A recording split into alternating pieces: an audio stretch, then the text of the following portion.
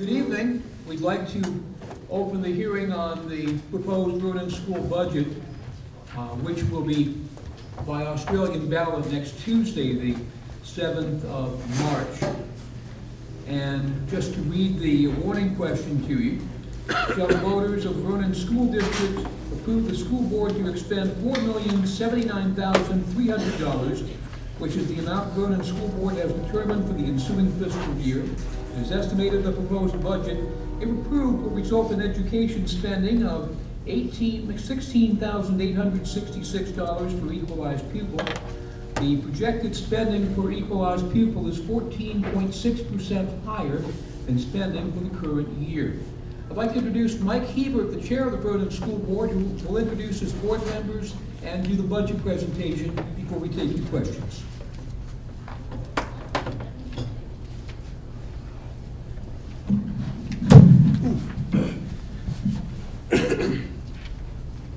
Thank you, Tim, and thank you all for coming this evening. Feel free to go get drinks or whatever you'd like during the meeting. And at this moment, let me introduce the board. The lady in the back up there serving is a board member, that's Deb Hebert. To my far left is Carrie Amandon. To my immediate left is Walter Bro. To my right is Sandy Morrison. And our principal, Mrs. Gordon Macy. Again, thank you for coming this evening. There are two documents up here, and hopefully everyone has them. If not, feel free to come up and get one, and I'll wait a minute so that people can get them without disrupting everything. We have the budget document itself, but we also have the notice that went out from the school board that explains what the article is and lets folks know that we're having this meeting this evening. And in that explanation, I think one of the things we're discussing a lot is probably that third paragraph, the 14.6% increase, because in the warning, that's kind of a shocking number when you look at the warning, but there is a reason that that occurred, even while our budget is down 6.3%. And the explanation is that 14.6 figure noted in the article is misleading. While the number of students has continued to increase in Vernon Elementary, the state calculation for determining an equalized student has dramatically changed for fiscal year 2018. Our student count is not projected to decrease next year, while our equalized count is dropping 8.7% due to the calculation change. We, the board, are disappointed with this change in calculation as it masks our effort to keep spending down. And I think if there are no objections, when we start into the budget discussion, I would like Mr. Rucker, he's the finance officer for WSCSU, to kind of try to explain that. It's a very complex system. I'm not sure if we have that slide or not. And just looking at it, you'll know how complicated it is. Hopefully he'll be able to explain it, because that is really the meat of that article. And the board's concern is that when people see that, they're going to assume that our budget is going up by that amount. And that's what the statute requires, that we put that in there, not a reflection that our budget is actually down. So hopefully people here will understand that and kind of get the word out. So, board, anybody else have anything to say on the board? Dana, you want? Let's ask it to any questions. Well, yeah, I guess what we're going to do is, Mr. Moderator, are you prepared to accept questions, or? Yes, in fact, anyone can ask a question since this is not a formal town meeting. Even if you aren't from Vernon, you'll be allowed to ask a question. When you do, just rise and state your name, and we will try to get your questions answered, your question and a follow-up, and then we can make sure everybody has their questions answered. So anyone with a question, please raise your hand. Okay, why don't we start going through it then? That may generate some questions. If you look at the cover sheet and you look down to the total expense pre-K-12, that's where you'll notice the reduction of $267,034. and that reflects an overall budget decrease of 6.34%. And you can go through each individual line item. Within the budget, you'll notice we haven't increased line items significantly. But the changes that have occurred are things that have changed with WSCSU and that factor for the state. So at this time, I think I would ask Frank if you could get up and attempt to explain the complexity of the equalized pupil. That would be beneficial. Yeah, sure. So, and do folks have their town reports? I assume some do. And if not. For those that have the handout sheet, it's the last page. Yeah, that's what I wanted to make sure, because this is difficult to see. So it's either in your town report. I just spoke with Seth. What page was that, Seth? 50, it looks like. Yeah, page 50, if you have your town report with you. It's the same document as this. So, yes, there's a few things that are causing the significant variation that Mr. Hebert has just shared with you.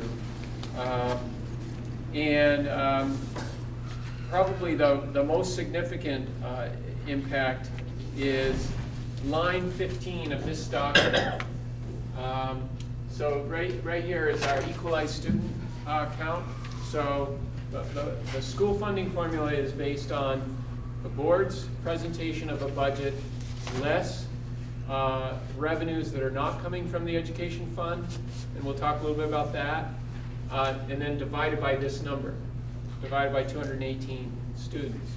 So to give you just a sense of magnitude, what line 15 says is that our equalized student data count is down. Can anybody see that? It's a lot. 8.7. What is it? 8.7. 8.7.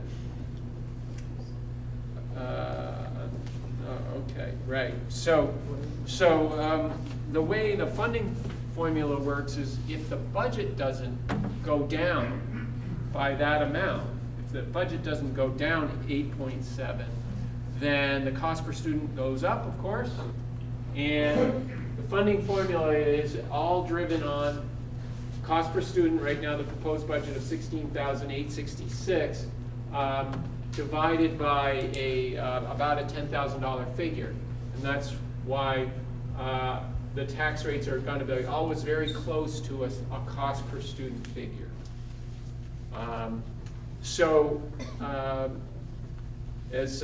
As Michael is saying, there's quite a difference between equalized students and our actual enrollment. So, Dana, can you tell us just a couple of years of enrollment here at this school? We've hovered around 160 for the past several years. This year we're up about 165. Last year we were down at 158. Always kind of around that 160 number, but we haven't seen decreases. We've actually seen slight increases. Right. So when you look at the budget, the details of staffing, teachers, and supplies and materials, the board is presenting a budget that's relatively stable, that serves that population of students that are here. And so Dana's referring to numbers of 150, 160, but that number is 218. You know, where's the difference? The difference is the students that are not at BUHS, but this budget is cutting a check for. So that is students at Pioneer Valley, which accounts for the difference between the 160 and the 218 in this year. Okay. There's also a difference between the actual student count and the equalized statistics for the reason of trying to balance students with a higher need for intervention. So the funding formula assigns a weight. That's the concept of equalization. It doesn't count one kid as a one. the state, we don't do this here locally, the state understands who is in this school based on a census report that the principal's office sends, every principal's office sends every November. And the state takes income data and increases the count by 20% for students that are considered in poverty. Students that are not English language learners as a native language also are assigned a weight. And then for the students that are at the secondary level, 7 through 12, there's a weight assigned to that. That's how come we have a difference between our actual counts and the number that is used to set the tax rate. The idea is if you have a lot of poverty, then that number goes up higher, reduces the tax burden, or at least gives the board the opportunity to spend more on intervention to address the types of interventions that are known to be needed. So I'm talking in kind of very mechanical terms. I didn't write the rules here, but this is the way they work, and this is a major driver as to why the numbers that are somewhat startling, the increases in the tax rate and the increases in the spending per equalized student, which again you can see here, the next line down, it's also in the article that folks are going to be seeing when they vote. It's saying that the spending per equalized student is up 14.6%. Okay, so but that's in the context of a budget being down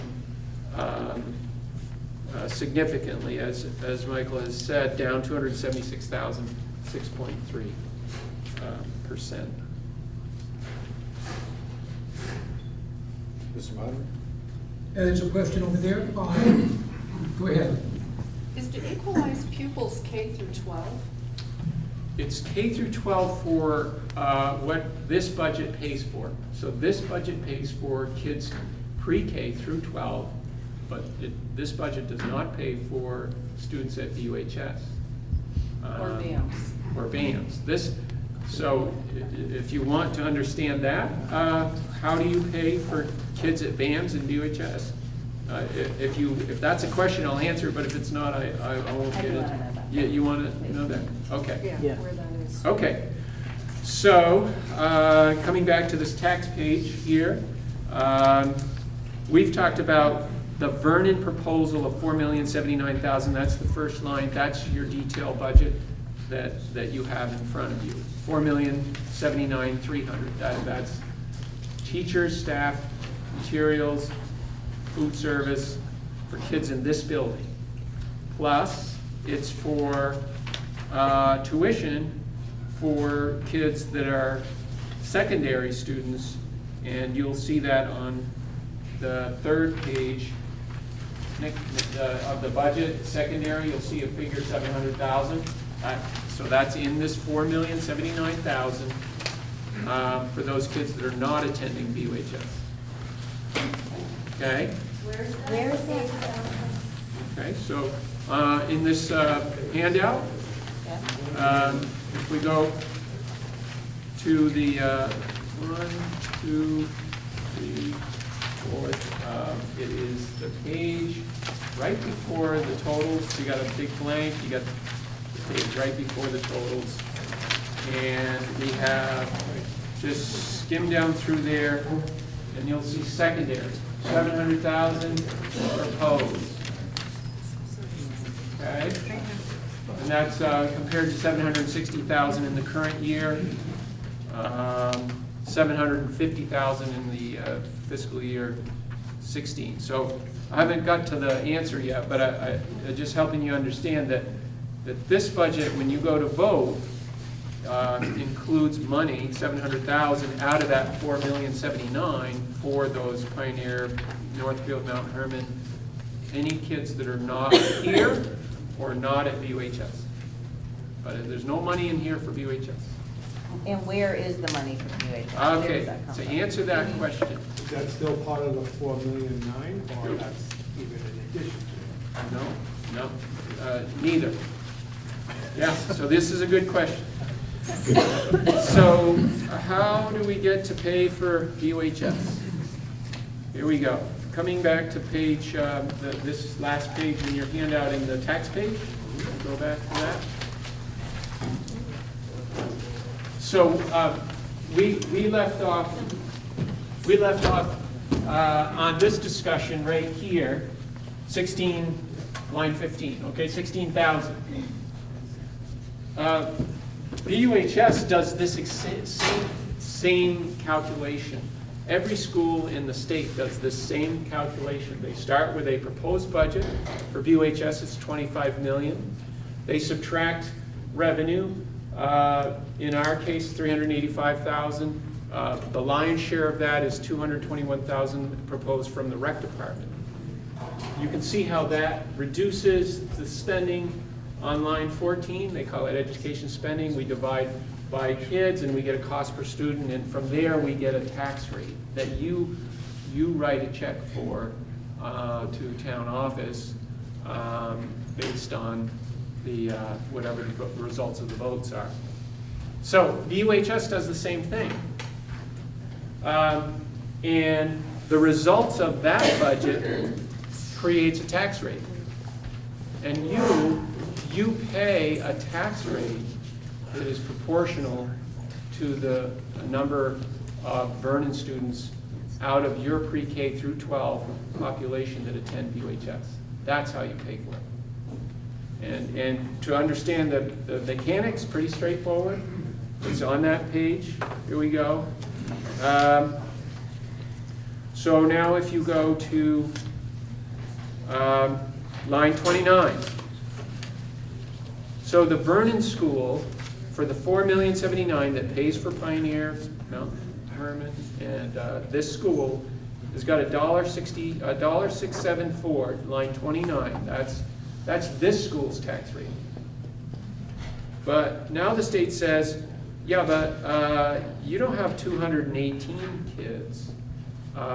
You have another 115 at BUHS that are part of your kids. So they take all of your kids and they say, well, what proportion of all of your kids are either here or you're cutting a check off this budget, this $4 million budget? And they say, well, it's 63% of your total enrollment, okay?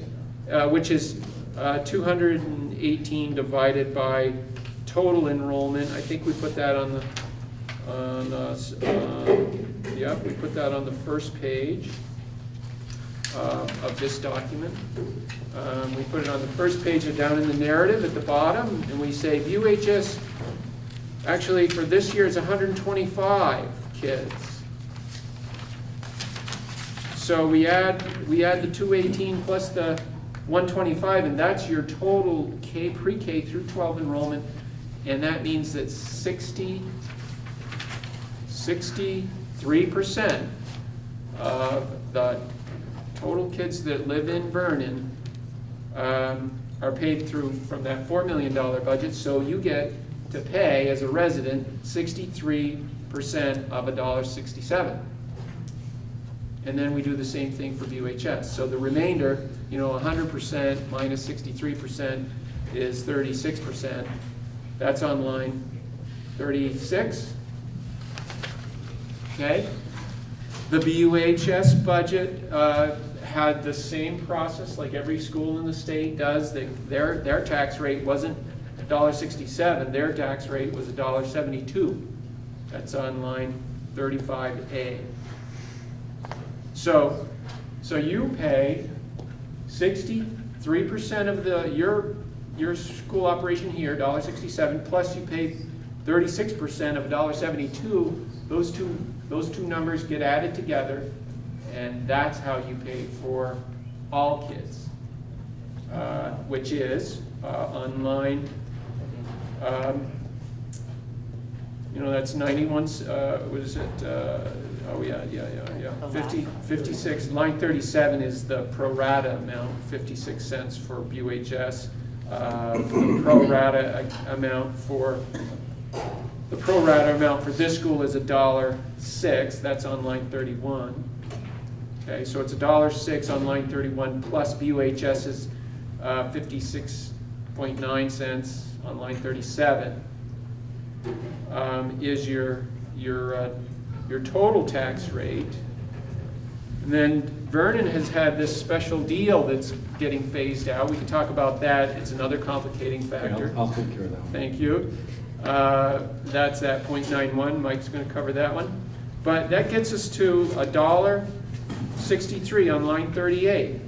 It's BUHS plus this school gets us to $1.63, line 38. And then the final piece of the funding formula is most folks know now that you're not paying on your assessed value for school property taxes. You pay on your common level of appraisal adjusted value, or essentially fair market value.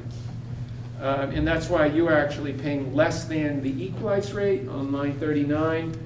That $1.53 is simply the $1.63, which is those two pieces I talked about, and then it's divided by your common level appraisal statistic, which unfortunately for folks that are trying to sell a house is not a favorable statistic. It's line 32. You're getting a discount off from the equalized rate because your property values have been declining. And you see those statistics on line 32. If line 32 was 100, that means your tax assessed values would be the same as what real estate sales are. But when you see a number that's higher than 100% on line 32, like we have in fiscal year 18, it says 106.59, that means your property values are selling for less than the tax assessment. And the state is saying, well, you shouldn't pay on a number that doesn't reflect current market. So they drop your tax rate to adjust for the fact that in general, sales are selling 6 to 7% below tax assessed value. That, you know, it's 6 or 7% above 100%. So that's how it works. And everybody understands that perfectly, right? It's clear as mud. That's why I did say it's a very complex issue. We are very fortunate that Frank understands it and can guide us through it. But the long and short of it is, several years ago, the state did change how we paid for the high school students. At one time, all of the money came from Vernon Elementary and was paid out through the elementary budget. What happened when they changed that is the Union High School sends out their own tax. And that's what Frank was talking about when you got down to the bottom line, the $1.53, that complicated formula. And I did want him to explain that so you see how complex it actually is to arrive at the final number. It was simpler when you knew the number of students, went through Vernon, you knew how much it was going to cost you per student, and off went the check. This is a little more complicated, very difficult to understand. But the prime thing that I wanted you to really understand was how that equalized student change that the state did affected what we're going to pay. And that in the article, the 14.6% increase, our fear is that people are going to assume our budget's up 14.6%, and it is not. It's down 6.3%. So that is very misleading. And the other large factor that plays into this, and we couldn't cut out enough to compensate for it, when VY closed, the law said that when VY discontinued generation, our tax rate would go to 100%. While they were generating, years ago, we paid a 50% rate, and then through the upgrade process and agreements that were made, we went to a 75% rate. And what that was, there is a statewide property tax rate set. We paid 75% of that because we were hosting the plant, and the plant sent an enormous amount of revenue to the state. So they felt it fair that we should receive some benefit. and that was part of the post-Act 60 stuff there. When VY came off our grand list here, instead of paying somewhere in the neighborhood of, you probably know, 80% of our tax rate, they sent it to the state. So that was the deal that we made. When they announced they were going to cease generation, and then when they did cease generation, I put in a piece of legislation requesting a ramp off, that we didn't just fall off the 100% cliff. And that ramp off is the first year 75%, second year 75%, third year 83%, and that 91, if you look at, which line is that? Line 37, you'll see the 0.91. That's the percentage of the statewide property tax we're paying now. And then eventually we'll get to 100%, which for us it's a tax increase, but for folks around us and people in the legislature, it's a tax equalization. Now Vernon's going to be paying what everybody else is paying. So that's a direct result of the plant leaving, and it was one of the sad parts about the plant leaving besides all our friends and neighbors that were losing their jobs and moving on. But that's part of the tax rate that next year we're going to go from 91 to 100%. And it's without really damaging programs and what we do here at the school, it's very difficult to address that. So you will have a tax increase this year, we're going to have a tax increase next year, and then we'll be at the 100%. The optimistic position that I take, and I think some of the other board members share with me, and why our numbers have gone up a little bit at the school, where you always hear of declining enrollments throughout the state. One of the things, probably the only benefit of the plant closing, in my estimation anyway, is that folks like myself and my wife, older than anyone else here in the room, I'm sure, when we sell our house, it's not going to be someone our age buying it, it's going to be a young family. And that's what keeps increasing our numbers. We see younger families buying homes in town and their students coming to our school. So we'll be somewhat of an anomaly in that our population, we anticipate, will go up as we continue to sell our homes. But the reality is we will see a tax increase this year. We will see another tax increase next year just as a result of the closure of UI. And now that we've totally glazed you over, or confused you, any questions? Question back there, go ahead. Yes. My question is, because I may not have been paying attention, the equalized pupil thing that changed, what criteria changed that they changed the formula so drastically, and why does it seem like Vernon? Well, the reason for the equalized pupil was to control big spikes and peaks as student populations would change at schools. So it was a stabilizing factor. And what happened was they changed the number or the factor by which they multiply it. Is that it, Frank? Yes, and then it's that ghost student Right. Issue.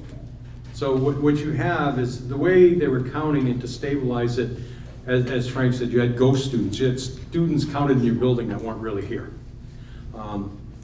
For some of us, we thought that's not really a way to build this, because at some point what's happening now is going to happen. But that's where we are. But that's what happened. The equalized pupil calculation changed from the state, and it's nothing to do with numbers of students directly here. It's how they factor in that stabilization number. Did I make that clear, or is that? No, Are you? Oh, all right. Thank you. I'm not the only one. Specifically, which criteria, oh, sorry. Other questions, please raise your hand. You had one there? Well, I'm just going off of that. So, this ghost student thing, you're like weighting students? Is that how I'm understanding it? You're weighting if there's more need?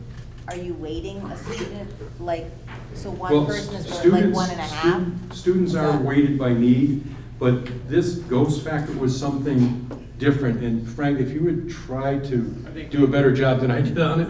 Make it a brief explanation.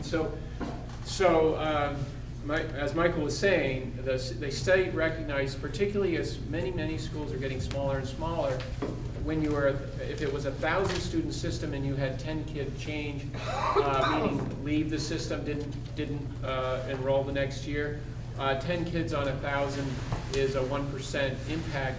It's totally negligible on the budget. but many schools went from 200 down to 100 students in the last 20 years. Many small schools have seen that. And now we have that same dynamic happening. It has been happening where 10 students in a 100 student district, that's a 10% change. And that has a dramatic effect on cost per student because a board has a difficulty making employment changes that abruptly, because you wouldn't even know that until September in many cases, but you've employed your staff as of July 1, your new fiscal year. So the state recognized probably not going to be good for kids and education if there's instability in employment for your master teacher, for any staff. So they came up with a hold harmless provision that said, we will freeze your enrollment statistic so that it falls no more than 3.5% in 1 year. So even in a scenario where you had 100 students and you lost 10, your real enrollment is 90. When they do the cost per student calculation, they would have given us a number of 97 kids, 3.5%, 96 something, 3.5% hold harmless, so that the tax rate doesn't do all kinds of crazy things and sort of it create a lot of instability in employment. However, that went into effect, I think about 10 years ago, and the state is saying, we have so many schools where we're giving statistics that are so much higher in terms of the number of kids than actually are in the buildings. It's created this artificial lower tax rate, and we're not raising enough money as a state to pay for public education. So Act 46 said it's time to undo that hold harmless protection, and they undid it this budget year. So they didn't completely undo it, but they said, we're going to expand the range in which we recompute your numbers that they give us back to a 10% variation. So they expanded it from 3.5 to 10, and then they also said, even in our case where we have higher enrollment, if they have been giving us over 10 years these statistics that essentially are counting kids that don't exist, that's the 100 minus 10 is 90 versus the 96 that they hold harmless, they're saying, we're going to take that out of your bank of statistics that says, you know, it's time to true up your enrollment with your actual enrollment. And they coin that difference between, in my example, 90 kids versus 96 kids. They coined that as ghost students. They don't really exist, but they were putting it into the funding formula, and now they're unwinding that. And it is causing, across the state, these significant variations in spending per student. So as you can see, the big impacts on our budget are changes in state policy and the closure of VY.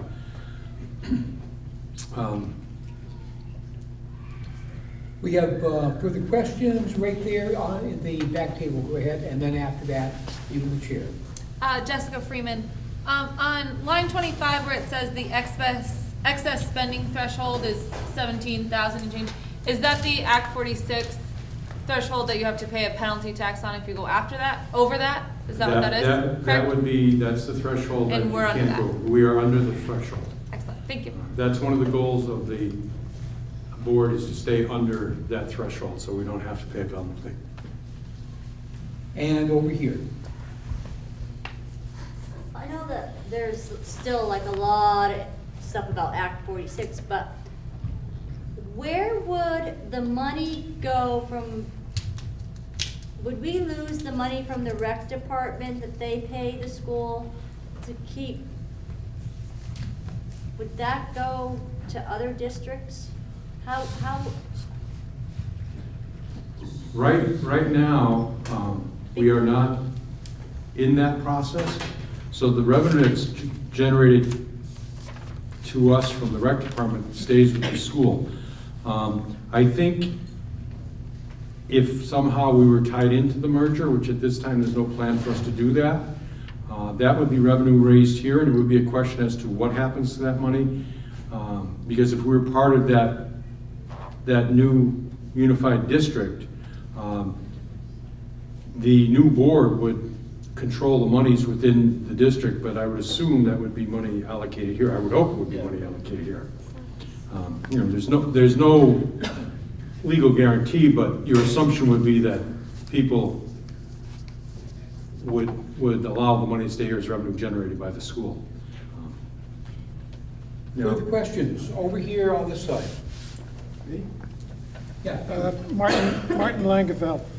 I'm trying to figure out your 6.3% decrease, 276,000, where that's actually coming from. And it looks like most of it, or more than that decrease, is just the decrease in special education pre-K through 12. Everything else is much smaller ups and downs, but that one is going down 297,000. But it also looks like you have a decrease in revenue that's related to special education. So can you explain what is happening there, why special education is dropping so much? At this, Ron, would you like to address that? Or?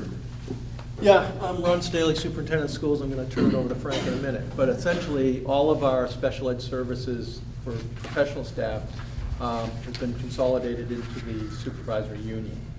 So that money is taken out of these individual budgets.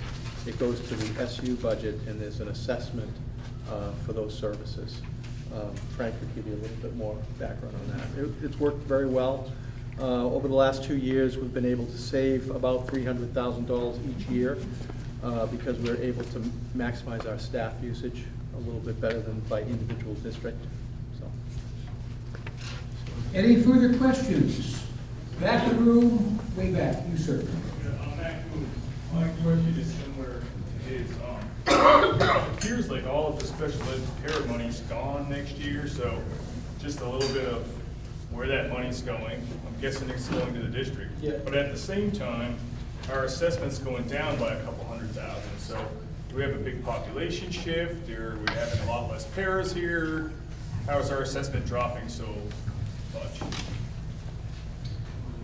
It's at the bottom there. So when you look at your last page of our page 4 of your detailed budget, the line items. So as our earlier questioner had pointed out, for fiscal year 17, the current year that we're in now, when we look at the total special ed spending, which as you pointed out, Matt, is paraeducator for $114,000. You see that? That's this current budget, plus the $591,000 in the SU service assessments. So when we add those numbers up, that totals $706,000 in the current budget for special education. And as you can see, you just pointed out, the equivalent number for special ed in the proposed budget is just the $370,000, $312,000, and that's down $336,000. Your question is, are we changing the services provided to Vernon? And the answer is, we're actually increasing the services that are provided to Vernon based on student needs from the SU. And the way to sort of synthesize all of these numbers is to understand that if we take $706,000 currently, and we go to the first page and you add up the revenues, the state aid revenues that help pay for special ed, that's $353,000. So 706 minus 353 is 353. It's about, we're receiving about half from the state to pay for special ed services. So I think you made the right assumption. Our net cost, if you were taking expenses minus revenue this year, our net cost is $350,000. And you can see our future cost that's being proposed. Again, now it's on a net, so you're comparing apples to apples. is 370,000. So this year net is 353, next year its net is 370. It's actually up 17,000, and that reflects the additional services that are being provided to Vernon students here in this building. And your question finally, Matt, is, well, how can the SU absorb the paraeducators and pay all the teachers and still cut the assessment by 300,000? And the answer is because that revenue, that 353,000, does go to the SU. The SU is taking that off from the bill that goes to Vernon. It's reducing the cost that the SU pays by the state aid that is now going to the SU. So your net cost is the 370, which is pretty similar to the current period. It's actually up a little bit. And the question might be, well, why are we doing that? And we were required to do that. Act 148, again, went into effect. It's a different act. Went into effect effective this coming July. So we had to reroute the revenues based on state law. Further questions? Anybody? Right over here, second row. on the Karen side. Gilbert. All right, I'm as confused as anybody else, I guess. But my question is, so what would Act 46, what does that do to us? So if we are moving out and not going to be part of the other, what happens to that special ed fund? Then do we absorb all the costs again? How's that gonna look? Or have we not even looked at that? No, actually, at this time, earlier today, I had a meeting with Mr. Staley and the staff, and we were discussing those issues. And right now, Act 46 is kind of on a holding pattern here, and there are a lot of unanswered questions, a lot of speculation we could give you, but the intention of the board, I know you all know that Vernon was not voted out of the high school union by Dummerston, but I had filed legislation ahead of time to allow us to vote ourselves out, and that seems to be moving through the House pretty well. And there's a Senate bill that would address a particular school district being allowed to be a side-by-side, where now it takes two to be a side-by-side. But our original plan was that we would be allowed out of the union, the VOHS number 6 union, and then we would contract back for services. And that would all be part of a negotiated contract. But until the legislation or whatever litigation or anything that's going to occur is resolved, I don't think anything to answer a question would be anything but speculation at this point. But it is our goal to try and keep things as stable as possible. I'm sorry. Just one more question. In special ed, does that include English as a learning language or ESL? That's a whole different learn. Okay. That's all. And that's been in the SU, so you get an assessment for that. Okay. Do you want to repeat that? I'm sorry, yeah, the English language learning services has always been, most recently, probably over 10 years, in our SU budget. So you get an assessment for the students that you have services for. So that won't change. Any further questions by anybody? Over on the far side. You, ma'am. Mary Ann Gardner.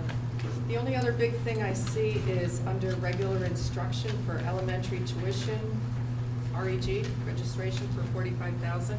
That was not there before. Can you tell me what that is, please? Okay. We have a volunteer to answer that. We have a student who is tuitioned to a school, to another school, a student who it does not qualify for special education funding, but who requires education in a different setting. So it's a tuition. We have a student that has needs that are not identified as special ed. So what happens is that student is placed out of district because we can't offer the support services here that that child needs, and that's our bill for that. Any further questions? Okay, to go back to something that Frank was talking about, if you look at the history of our school, for those that are newer to town and those that have been here a while, if you notice the school's got a new addition done in the 80s, there's a new part and an old part.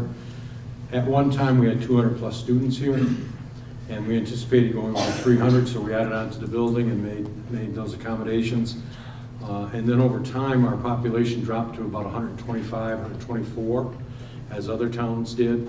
But we have been, as I said earlier, making a comeback. We're back at the 167. We're at about 167 now. So we are, again, different than a lot of towns in the state. We are coming back. It would be nice if we could have 300 students again. If you can help us out with that, great. That'd be nice. Get friends. No. Have new people come into town. Come on. Okay. Now, the real good news tonight, there is not a test. You won't have to take a test on this, so you're all set there. But really, the main points we wanted to get across was that we have tried very hard to have a responsible budget. We do that every year here in Vernon. I think we have presented a responsible budget. And again, I will reiterate, it's unfortunate the state requires us to write the warning as written, because it really, when you look at that, it appears that our budget's up 14.6%. That's an interpretation people are going to take away. So I'm not sure. I sure do wish we had town meeting where we could vote it at town meeting so we could explain to people what is actually going on, because the board's concern is that people are going to see the $4 million and then they're going to see 14.6%, and they're going to say, oh my God, they're going up 14.6%, and they're going to budget down. So we'll have to do this process again and try and get the information out. But the truth of the matter is that recalculation of equalized students and the closure of Yankee is where you're going to see your tax rate increase. And really, if you have any questions at all, if you don't have them tonight, before now and Tuesday, if you want to contact a member of the board, that's great. We're glad to answer anything that we can. Anybody that you know, encourage them to contact the board, because as I said, and we said in this handout, that article is extremely misleading. I mean, when I read the article, after we prepared the budget and everything, I looked at the article, the first thing that came to my mind is people are going to think we're going up 14.6%, and we're not. So if you could help get that word out, or encourage people if they have questions to please come. Well, this is the last forum. Please call or contact the school board. You can email us, whatever you want. We would really like to answer your questions. Because as I said, we try every year to have a very responsible budget and be responsive to the folks in town. And it's difficult. You have taxpayers that taxes in the state of Vermont in general are going up too high. Property taxes are going up too high. And people are at a point, can't afford it anymore. And we feel, because we're in that same spot, but we also feel for the children. They need an education. We have to give them the best quality education we can. So it's really the rock in a hard place. As a legislator, I'm always embarrassed every year that we don't readdress the funding mechanism for the state of Vermont. It's broken. It doesn't work. Frank can attest to that. Anybody that works in the finance can attest. The way we fund education in the state is I think it's irresponsible. We don't do it well. But it is what we have, and hopefully you can support us in this budget. And again, I would thank you for coming out. I know on a Monday night, it's not easy to just leave home, come over to a meeting and Mike, we get a question over here. Oh, great.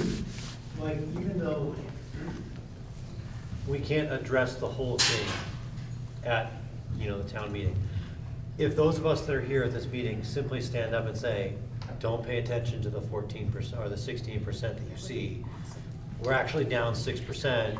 If you want to know, we can show you the numbers over here. Is that, I mean, for all of us that are here, we can easily do that. That would be very helpful. Right? So, I mean, to me, it seems like pretty common sense. Just be willing to be vocal about it, so that our Thank kids you. get the We services they appreciate need. that. And there's another question in the back, go ahead. So just because I really am dumb about this stuff, is my understanding is that because this is the year that they're doing this equalized pupil, and they're like, oh, we're correcting it, is this our biggest year for this hit? I hope so. I certainly hope so. I believe it is. This is the biggest adjustment. Frank, would you think that's valid? Yeah, I do think so. You got two factors that are hitting this year that are unique, and we talked about them. The hold harmless provision being removed, number one, and this ramp off that Mike negotiated on behalf is hitting. That in itself is 8%, and then the other one was 8%, the student change. Unfortunately, we do have one more year of the 8% increase of the ramp off. It was 25% over 3 years, and so we have one more of those to come in fiscal year 19.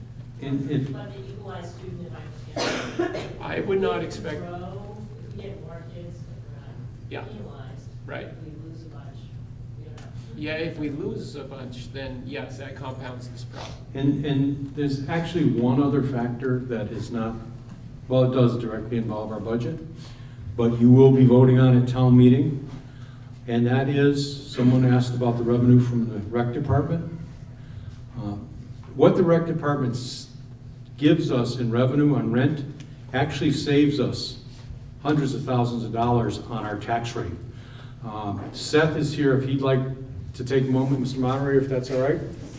Sure, if you'd like I have to. a real basic number. It's just raising the 221 to use as a rental fee, raising it on the town side, it saves you about $25 per 100,000 of assessed value. So, you know, that's just a real basic way of looking at it. By raising that money on the town side at a cheaper rate as opposed to raising it on the school side, where it would be a little bit more expensive, saves everybody about $25 per 100,000. I think I have the exact figures with me.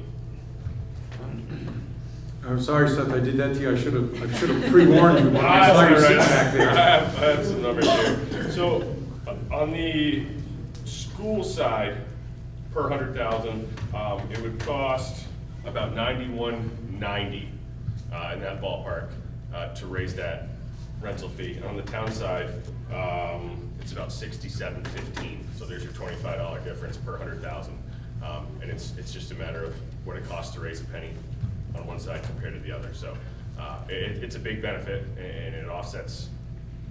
It just offsets rent costs as well. So that's kind of a real brief summary. That's a result of VY. When VY came off the grand list for the school, it became more difficult for the school to raise money than the town side, and VY still pays, or Entergy pays tax on the town side and not the school side. So that continues, and it is easier at this point in time to raise money on the town side. And over the years, we've tried anything that we can move to the town side. We have done that to raise money easier to support the school. Thank you, Seth. Sure. Real quickly, I think it's important to know also that it's not additional monies that we are giving to the school. It's not saying, okay, it's a $4 million budget and we're going to give you $221,000. The fact of the matter is that money would be raised no matter what. It's the $4 million, whatever is we're authorizing the school to spend that, and by raising $221 on the town side, we're just reducing the amount to raise on the school side. So it's not in addition to the money that that we're authorizing to spend. It's just less we have to raise total. So the long and short of it is, when we get to the rec department, please keep that in mind, that they actually save us money. Anything else from anybody? If not, there's another presentation by the Farmland Preservation Committee. It'll take a few minutes to set up. But again, the school budget is Article 3 on the Australian ballot for next Tuesday, March 7th. Polls open 7 a.m. to 7 p.m. at the town hall. Absentee ballots can be had by showing up at the town clerk's office, and we'll give you one. Thank you all for coming out tonight. Thank you. Is there more?